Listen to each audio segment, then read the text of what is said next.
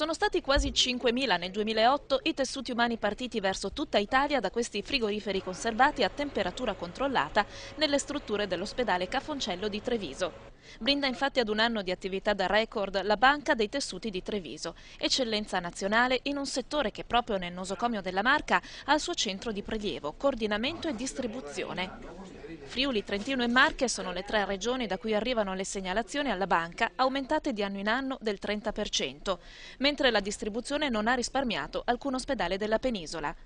Tra i tessuti distribuiti spiccano quelli osteotendinei, che da soli costituiscono i 2/3 del totale, seguiti da membrane amniotiche, tessuti vascolari e tessuti cardiaci. La struttura di Cafoncello, la cui leadership nel settore è internazionalmente riconosciuta, è attiva 24 ore al giorno ed effettua consegne al ritmo di 2 tessuti all'ora, garantendo con la massima continuità la disponibilità di queste membrane che sono in grado di garantire maggiore qualità e sicurezza per i pazienti che necessitano di trapianti o interventi muscoloscheletrici. Tutta la chirurgia maxillofacciale e la chirurgia ortopedica in questi anni ha avuto un incremento di attività in termini di